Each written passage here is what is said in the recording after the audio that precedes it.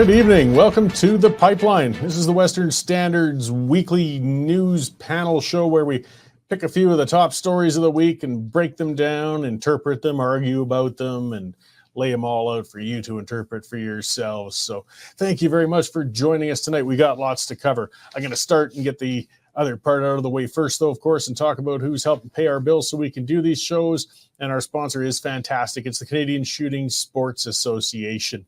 If you're a firearm owner, whether you're a hunter, a collector, target shooter, doesn't really matter. You really, really need to be a member of this association. This is safety in numbers, guys. We've got a government that wants to take away your right and ability to safely and responsibly, of course, use firearms.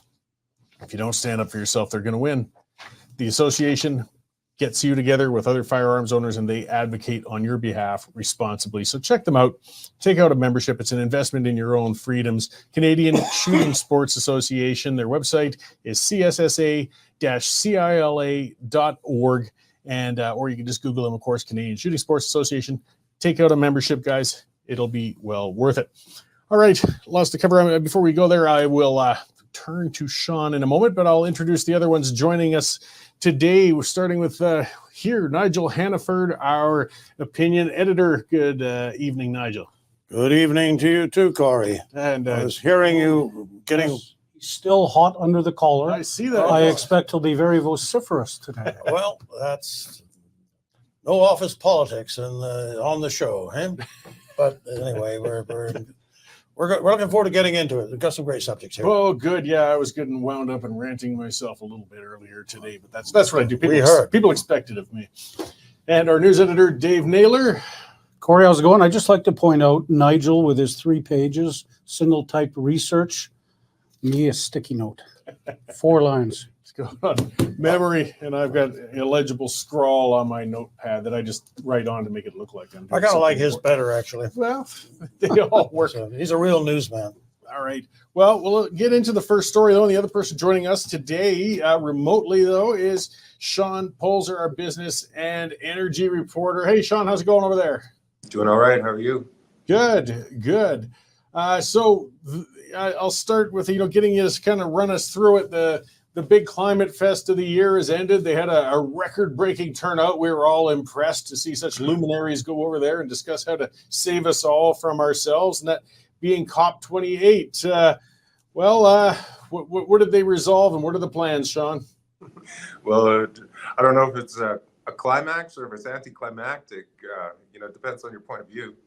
Apparently, it went into overtime, and Minister Gibault was pronouncing from the Dubai International Airport, where he was about to jet off and create his own emissions profile, about the success of reaching an agreement that actually mentions the words fossil fuels for the very first time. It's the first time that they've ever had a draft of any kind of an agreement or text, and that includes the Paris Accord, that actually mentions fossil fuels. So he was pretty happy about it, pretty chipper, and taking a lot of credit, but nobody really knows what it means.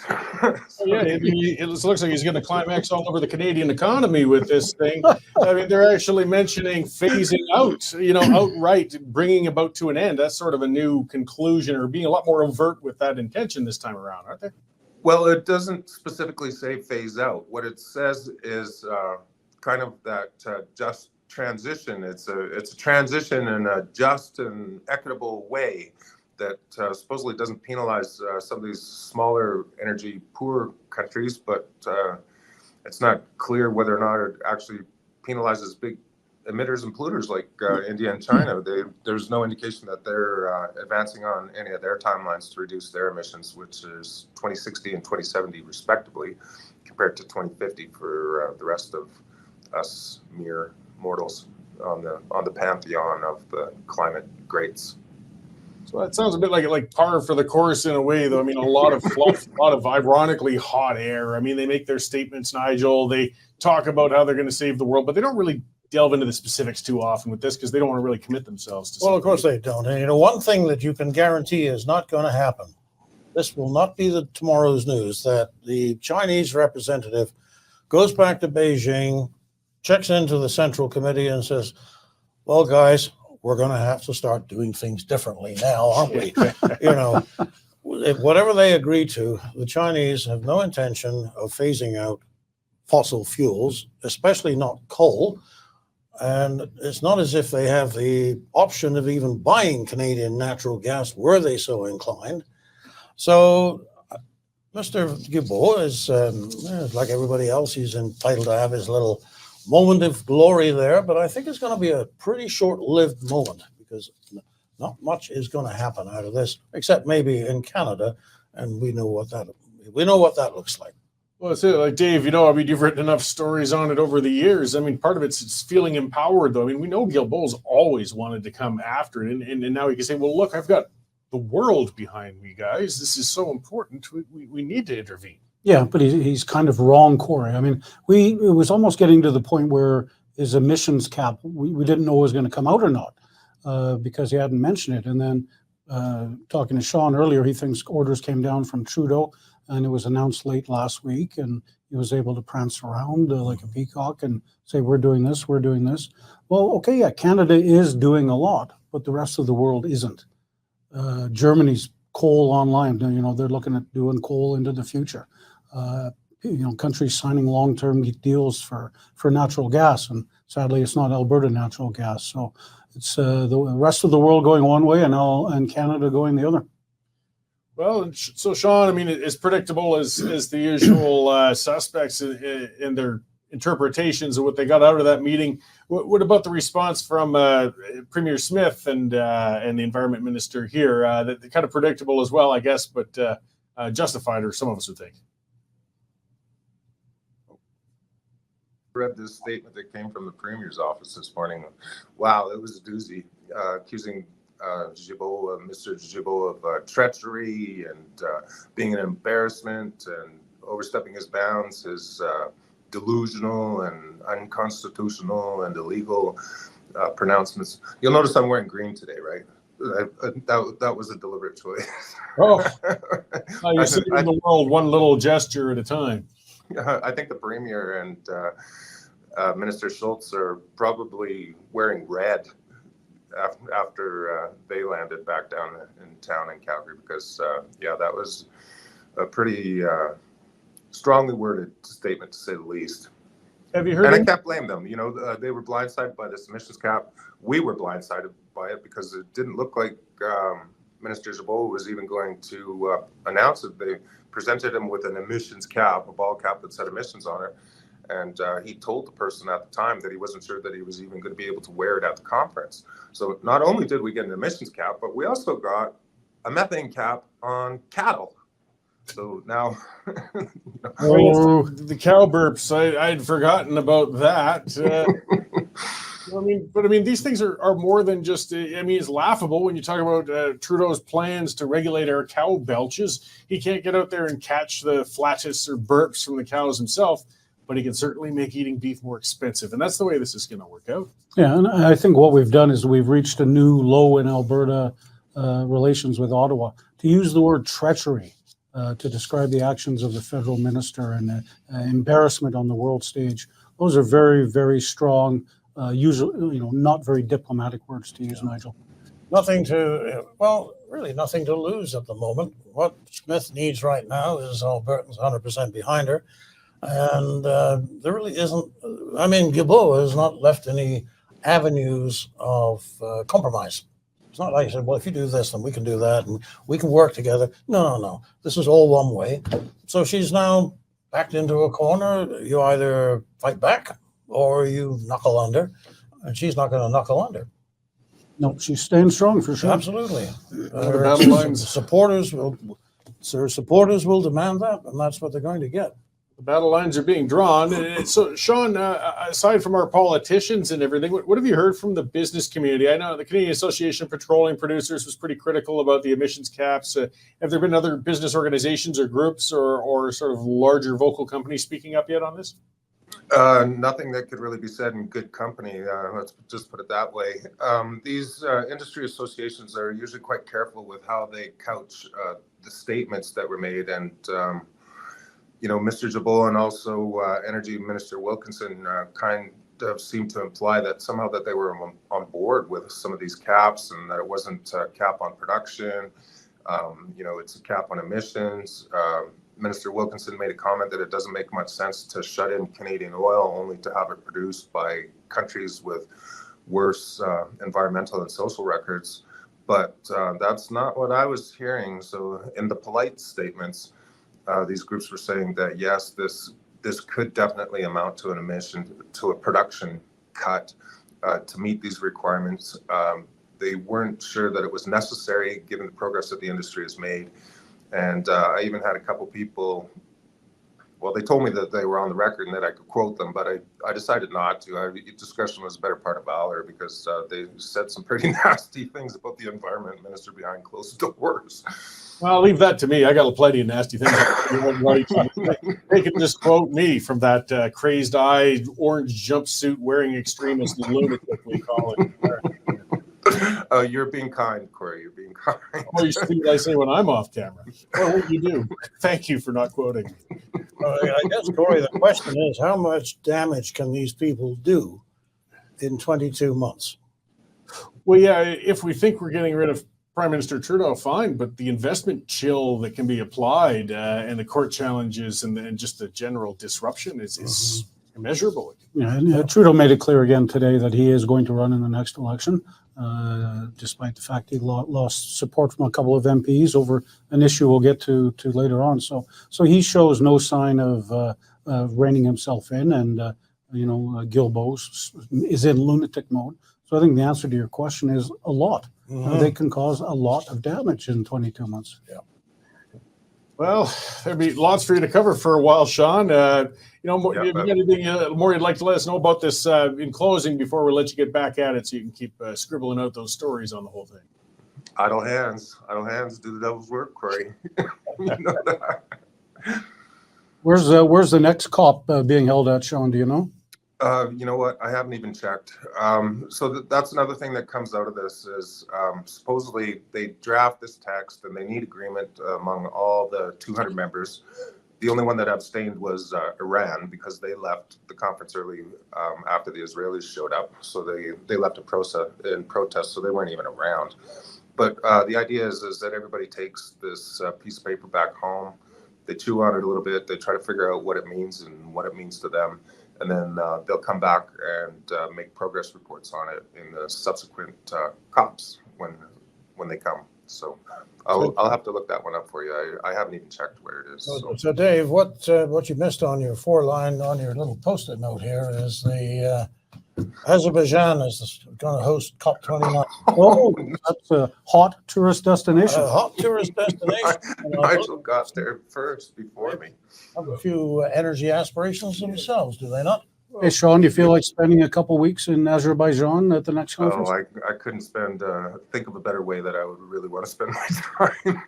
Sort of Vladivostok or something. They don't seem to pick the smaller spots with they need better food and accommodation. Dubai might have been fun, but Azerbaijan, I'm not even sure what they have there.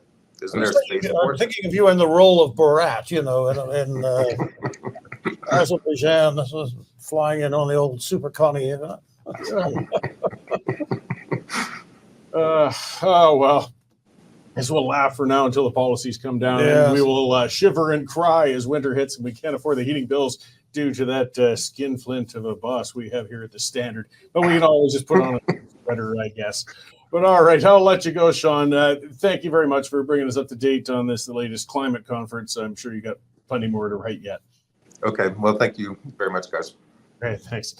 And yes, Sean writes a lot of great stuff on there, good in-depth business and energy reporting. So I just want to remind everybody, if you haven't subscribed yet, get on there, guys. westernstandard.news/membership. $10 a month, $100 a year. Well worth it. You can get past the paywall, see Nigel's writings, my writings, and of course, Dave and the rest of the gang out there. There's a lot of content constantly going up there. So, and if you've subscribed already, hey, thanks. We really do appreciate it. So, yes. You overlooked Preston Manning and Conrad Black. True enough. We've had some great guest columnists contributing. Yes, again, you never know who's going to pop up there with some of the folks who fire in the odd piece. I don't like those competitors. I want to read my stuff first. Can you explain Conrad's column to me? He used some really big words. Well, Dave, I didn't want to give the game away, but I got a dictionary for you in the Secret Santa exchange. Oh, excellent. Yeah, excellent. so there you go. Okay. The Secret Santa. I'm not going there. You know, one All thing right. about, I don't want to take us off topic, but he was surprisingly optimistic about the future. And I was trying to make all the arguments that we're all going to go to hell in a handbasket. No, he said, Conrad. So it was towards the end of the interview. We're going to have to pull that out and present it separately. Good. Sorry. Right, done. Oh, Back to you, sir. quite all right. Hey, we have a loose Don't we? subject schedule around here. Anyways, we'll bring things a little closer to home, though it's an issue that made national news. It was Calgary's Mayor Jody Gondek. It just won't seem to quite go away, actually. Dave, if you can kind of lay out for some of the people who might not have seen the stories on this already, what did her worship do to Her us? worship, yes. Late last week, she put out a lengthy statement saying she would not attend the menorah lighting ceremony down at Calgary's City Hall. Cory, as you know, this is a ceremony that's been going on for 30 years, and for 30 years, every single mayor has gone. But this year, Gondek said no, because she didn't want to pick sides, quote unquote, in the ongoing conflict between Hamas and Israel. She was offended that I think one of the lines on the invitation said, in support of Israel. I mean, imagine that, Cory, a Jewish ceremony in support of Israel. Who would have thought it? Unheard of. The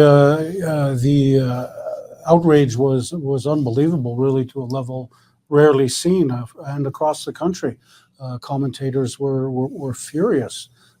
Closer to home, I know you have written a column, and Nigel's written columns, and we've got letters. And over at the Calgary Herald, Don Braid even said she's a disgrace and has to go, and Rick Bell says she's a disgrace and has to go. So, for a mayor that's been recording historic lows in the polling, I don't think this is going to help her much.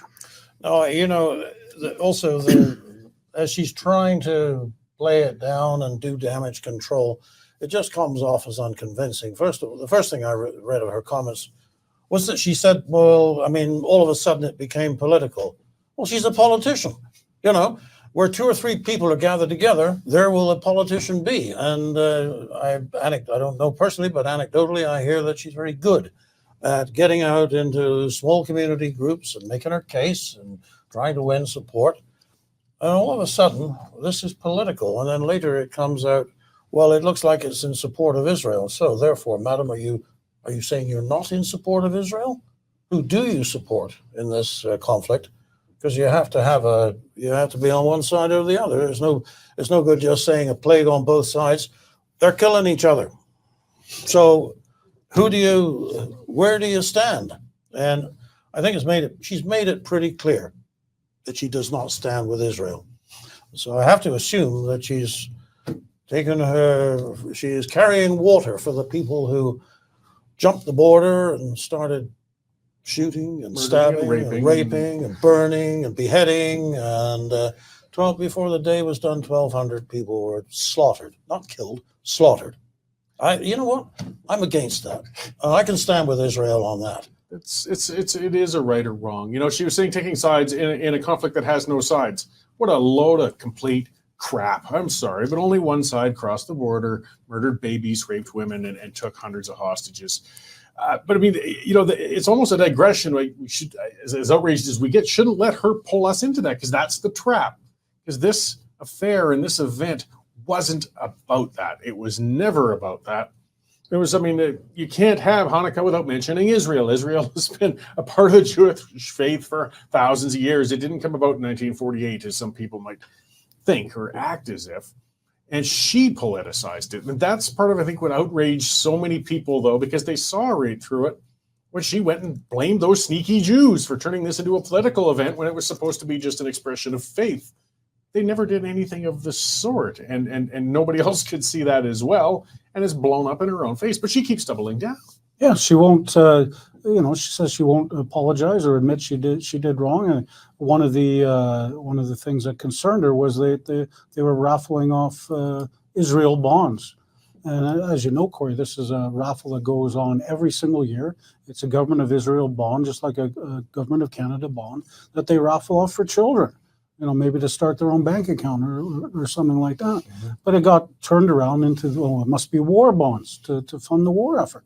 I mean, how ludicrous. Yeah. It's just, I think you said it on your show earlier today. I mean, who would have thought we'd be pining for the good old days of Naheed Nenshi? But yeah, this mayor is a disgrace.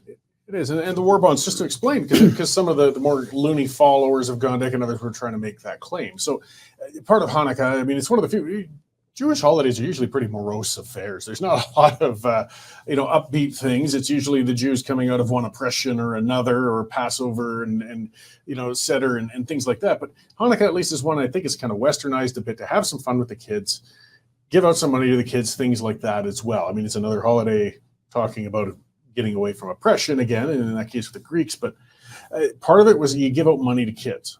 And that's what this tradition was with the Israel bonds, was there's two of them for $100 each, and they'll do a raffle, they'll draw, because there's a whole bunch of kids there. And two of the children will get, whether it's presumably to save for their education or whatever, $100 bond each. She characterized that as a fundraiser, as if they were selling the bonds there, never corrected herself, never corrected that misinterpretation of what this was. And again, I think that's what people found so odious. She just couldn't say I made a mistake and that wasn't what it was about. No, she just keeps reading in something. Well, I think that people look weak when they change their minds. She must have been given some advice that, look, you've stuck your foot in it now. You're not going to make any progress by pulling it out again. People aren't going to take you seriously. So if that's what you think, stick to it and look strong, There was a mayoral predecessor who made a lot of mistakes, a guy named Ralph Klein, and he was quite good at admitting his mistakes and owning them and then moving on. In fact, people seem to have appreciated it. They certainly did. One thing it was good advice. I would say I think that's probably the advice you got. One thing her statement did was cause many more people to go down there who probably weren't going to go down there, and it was standing room only. It was packed. I think you said the heat from all the bodies was getting too much. I dragged poor Jane down there with me, and we stood and took in it. And as I said, and most people haven't gone to something like this. Like, this is not a heavily religious thing. It's religious based, of course, but it's like a Christmas tree lighting. It's festive. There were children, Jewish choirs singing, all sitting on the steps there, off key, and there were crafts for the kids. It was celebratory. There was music. And I went in person anyways, because I like to see things with my own eyes. I mean, if Rabbi Mardasov had been up there saying, flood the tunnels and bomb Gaza and things well, then I would be concerned. I would be upset. But there was nothing of the sort. There was never going to be anything of the sort. And it was not a rally, as they tried to put it out as well. It's something that's been happening for 35 years. But, Cory, there's two things that sort of come out of this. One is that we referred to Preston Manning just now, and what he recommended is in his column. And the other thing is the fallout in Ottawa. With Manning, I would really suggest that one of the biggest problems that we face as conservatives is that we're lazy. We actually don't want much out of government other than to be left alone. And that leaves the field clear to the activists and the people with outlandish points of view, of which we seem to have a number in our own city council. So what Preston Manning is saying, and I would urge people to go to the website, log in, look at what he said. What Preston Manning is saying is, you've got 2 years. Start to organize. If you don't like what's going on, and you shouldn't, we'll start to get together and say, how are we going to change this? Because this is what you get. This is the fruit of our apathy. It's the fruit of our apathy. Another good suggestion was, why doesn't somebody on the current council, there's 14 others of them, bring forward a motion to say, we're not all agreeing with the mayor. We want it out there that we're not all on the side of the terrorists, so to speak. Well, it seems more like the council's trying to run cover because they've turned into a giant issue. This has been the scandal of the century, way overshadowing Mayor Gondek's actions. Was Councillor Dan McLean apparently tuned into a council meeting from the golf course. Ooh, yes. So, with apparently other councillors also at the golf course, but he was the only one they complained about. Imagine that, eh? Yeah, but he did attend and speak at actually the menorah lighting, and I would think if any councillor would have brought forward somewhere with just some sort of censure or something with Mayor Gondek, it would have been McLean. But now he's busy playing damage control because he dared to Either that or he knows the motion would fail. Well, there's that too. I mean, Gondek's just the head of a council of kooks. I think maybe we should commend Mr. McLean for his commitment and his dedication, because even when he was out there playing golf, he still had the interests of the citizens of Calgary on his mind enough to dial in. And it's ironic. Years of Parliament was dialing in through Zoom. I mean, the Liberal members were even pissing during the meetings and naked at Walking times. around naked. Yeah. So, I mean, this is the standard today, is it not? A remote dial-in for your job is acceptable. At least it's certainly not a giant scandal anymore. Well, I guess not. But he's got to write a letter of apology to all of us.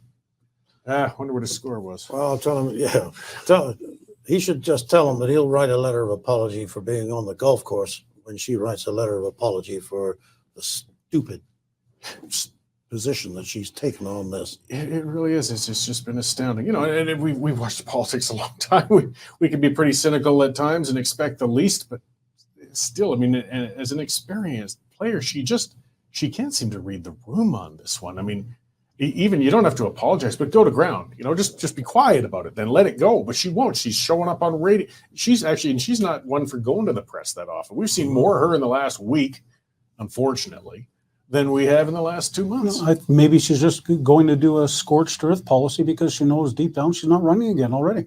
Well, could be. Well, and I hope so, because as you said too, it's our apathy, that keeps getting these ones put in, which means you still have to watch not to replace Gondek with somebody worse. But it's hard to knock incumbents off electorally before the flakes start talking. Oh, I remember when we said we couldn't elect anybody worse than Nenshi. Look what happened. Yes. Well, and then she was politically astute, whatever he Yes. Oh, yes. He was a smart politician. No doubt about that. He would not have stepped into this mess. No. And he must have attended a menorah lighting or two in his day.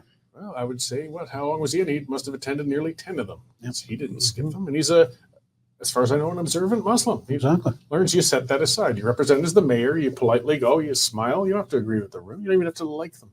That's politics. Just do your part. Move on. Amen, Speaking of moving on. Yes, let's move on to the federal front. There's where the sane politicians are.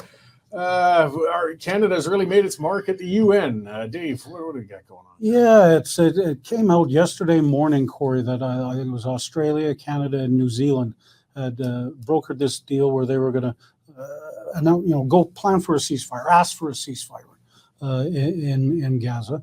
And it went to a vote at the United Nations, and it passed 153 to nothing, with Canada supporting it, including such luminaries as Russia and Syria, and the United States didn't vote. A whole bunch of countries, I think 26 countries, abstained. But that it caused outrage because I think right-minded people think that it's not Israel's. It's Hamas caused this, right? If they want to get a ceasefire, then surrender, release all the hostages, lay down your arms. But they didn't do that. So Marquesino, the minister, what's his name again? Sorry, Mendicino. Marco Mendicino, the former minister of lies. He within an hour he was tweeting that he disagreed with Trudeau. And another liberal by the name of was a Horsefeather. Sorry, also disagreed. So it's the first time you're seeing an open tear a little bit in the liberal ranks. So it's a very controversial position. Melanie Joly said, "Yeah, probably Jews are going to be upset." Well, no. Yeah, right. Yes, yeah. They are. I was going to say no shit, Sherlock, but I don't want to get bleeped. But yes, Jewish organizations are outraged. So on Tuesday, Trudeau stood with hostages' families and gave his support to the Israelis, and then the next day he stabs them in the back at the UN. So it's interesting that there's all sorts of speculation that the Muslim population in Canada is now much greater than the Israeli population, and he's pandering to where the votes are. Well, that's it. And something that I've seen some others point out was Mendocino's constituency, 18% of the population there is Jewish, which is pretty high for any constituency in Canada, actually. So perhaps there's some political motive there. But Anthony Housefather is Jewish himself, and he's been very outspoken throughout this whole thing. But aside from Jewish people, I mean, the odiousness of this. I mean, Israel did cooperate in one ceasefire, and they did exchange. I mean, 150 terrorists they gave back to get, a much smaller amount of their own citizens who'd been taken hostage. They looked to extend it, but Hamas refused to give any more hostages back, and then Hamas started launching rockets. Yes, Hamas broke the ceasefire. Yeah, but Israel catches the crap. And I think it's not just Jews, just Canadians in general are getting sick and tired of this victim blaming, because that's what this is. Mm-hmm. No, in Trudeau's statement, Trudeau had a long conversation with Israeli Prime Minister Benjamin Netanyahu. But he came out and he spoke to the press corps there in Ottawa. He said, well, what did you say? And he said a lot of things, but among them was that Canada was committed to a two-state solution. Well, good for Canada. Israel would be okay with a two-state solution, but Hamas is not. They do not want a two-state solution. They want a single state, with them being it, and with every Jew expelled from that geographical area. They have been uncompromising on that. It's in the charter that governs Hamas. The destruction of these Zionist entity is the goal.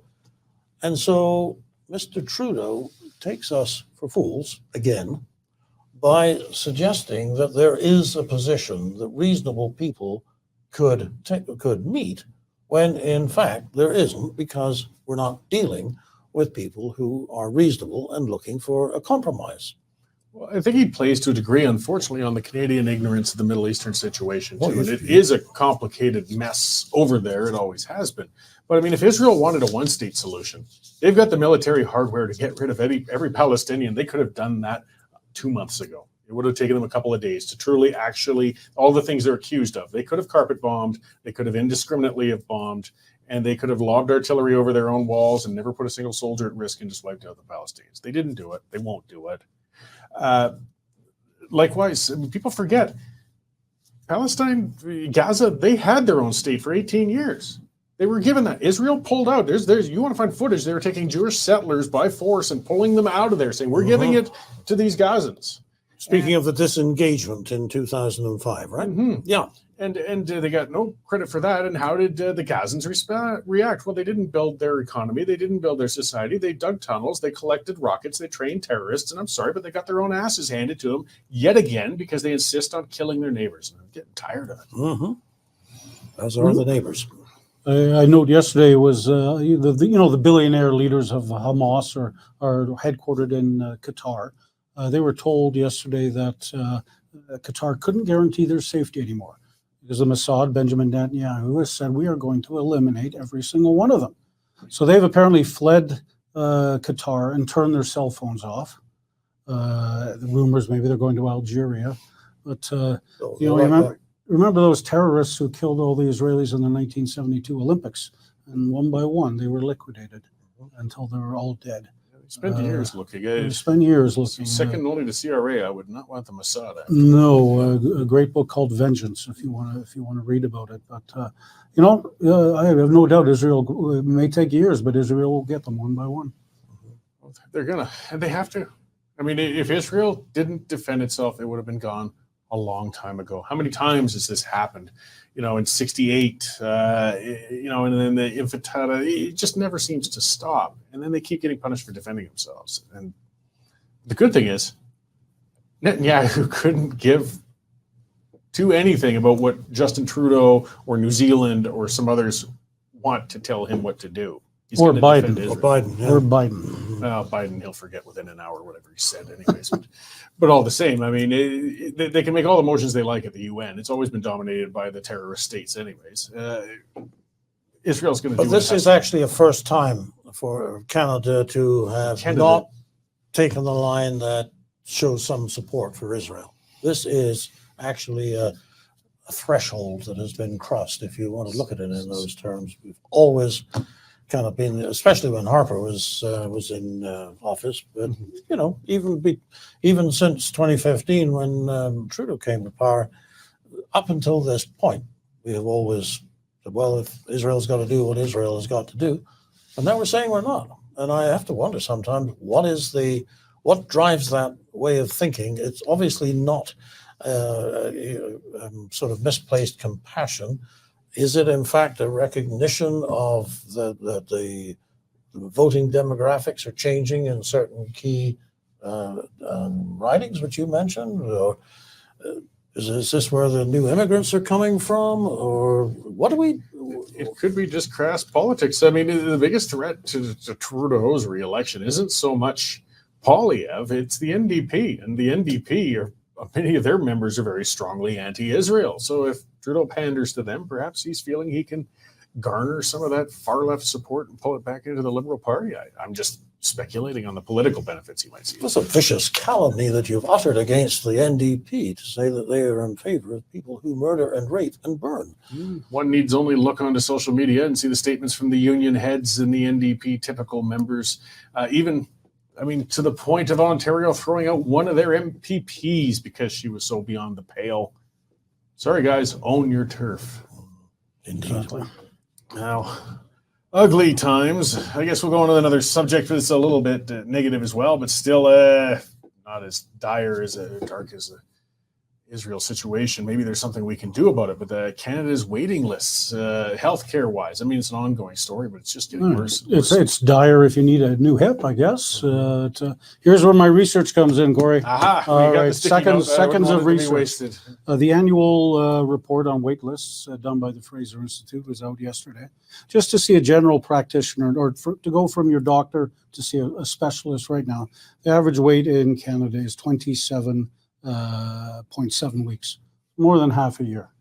That is quadrupled since 1993, when it only took 9.3 weeks. Ontario has the shortest wait lists, 21.6 weeks, and wee little Nova Scotia has the longest. If you need to see a specialist, you have to wait more than a year, 56.7 weeks. Imagine that, having to live with something for more than a year. So obviously, the wait lists are getting longer and longer and longer. The money spent on healthcare is getting more and more and more. Something needs to be done, Cory. Well, I think what we need to do is that right now, I don't have any sense that I'm going to need a hip replacement. But why don't I book my specialist appointment now? In 6 months' time, maybe you will. Maybe I will need it. There's ways around these things. Here's the thing about the way the health system is organized in Canada. It's not that it's peculiar to Alberta or Ontario or Quebec or anywhere else. In all cases, the hospital authorities are funded on a per capita basis. If you serve an area with 1 million people, whatever the per capita is, you get 1 million of them, and there's your budget, and you've got to work within it. Now, if nobody comes into the hospital, it's no problem. But every person who comes in represents a draw. That has just come out of your budget. And so if you get a lot of people coming in, it is possible to go over your budget. How do you handle that?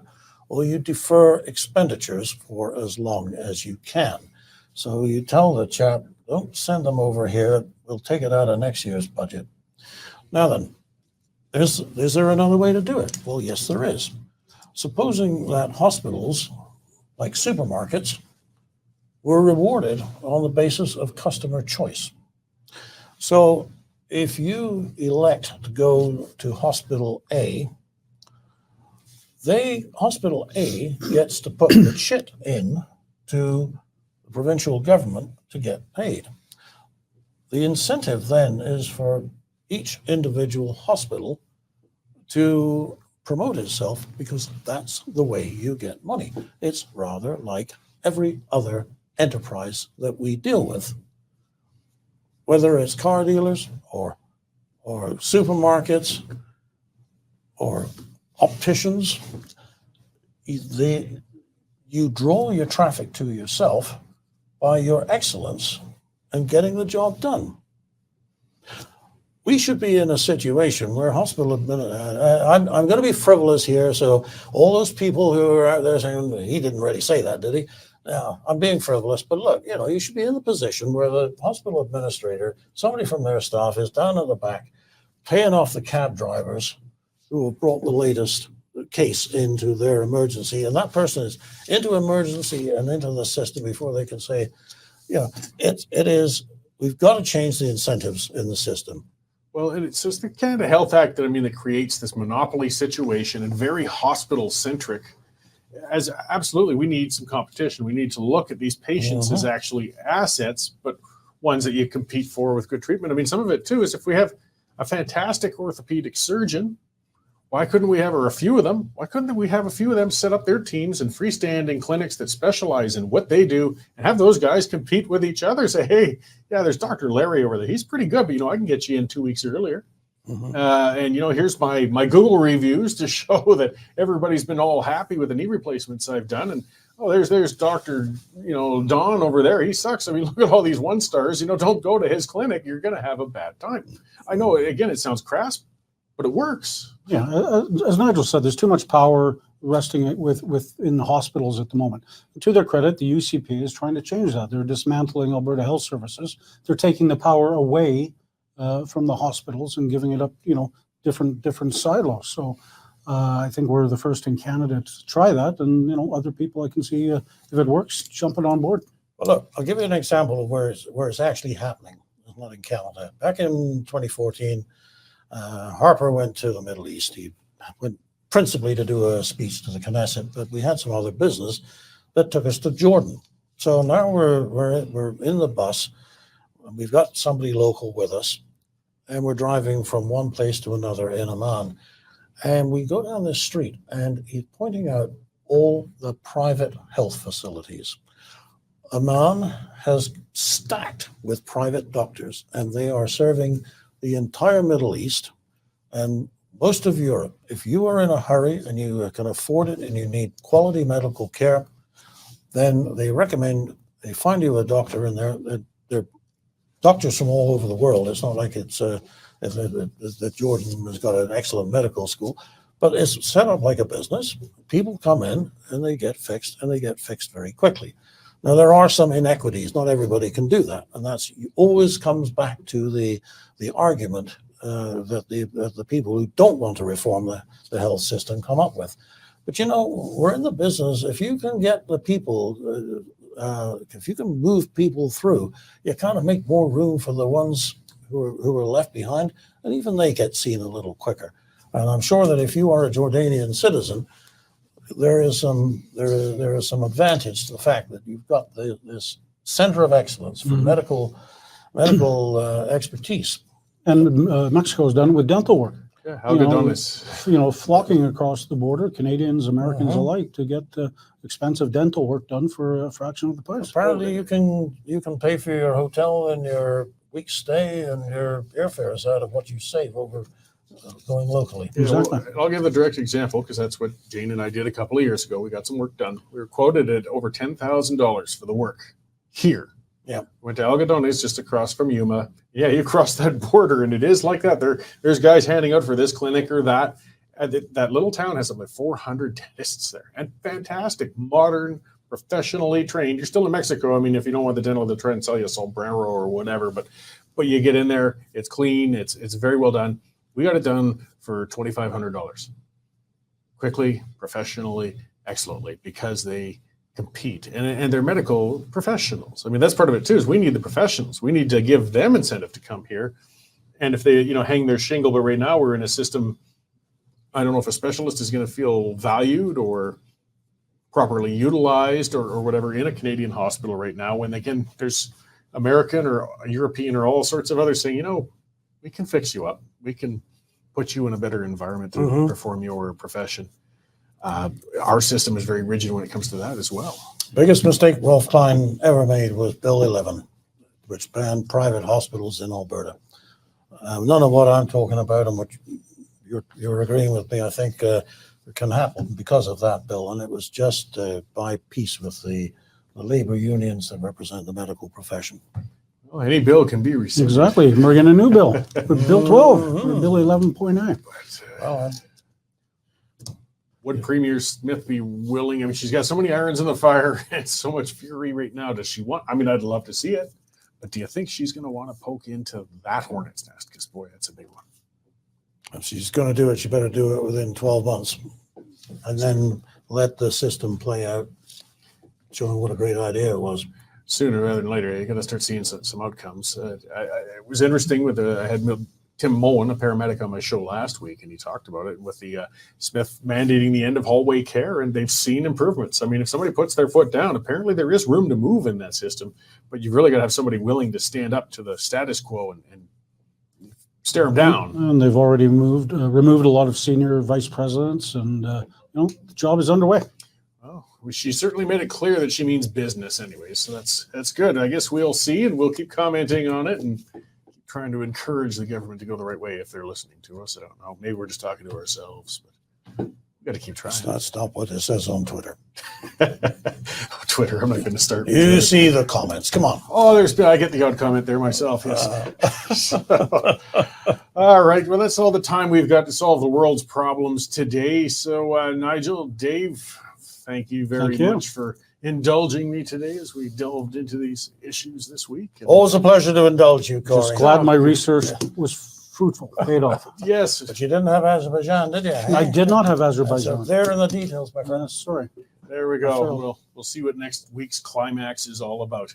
All right. Thanks, everybody, for tuning in this week. And yes, be sure to support independent media like the Western Standard and tune into our channel so you can see the other content we've got out there. We will see you all again next week at this time. Canadian Shooting Sports Association. Without the CSSA, our gun rights would have been taken long ago. These guys are on the front lines helping to draft smart and intelligent firearms regulations and legislation in Canada, and more importantly, educating the public about how we keep guns out of the hands of the wrong people. You become a member, it's absolutely worth every penny. You can become a Western Standard member for just $10 a month or $99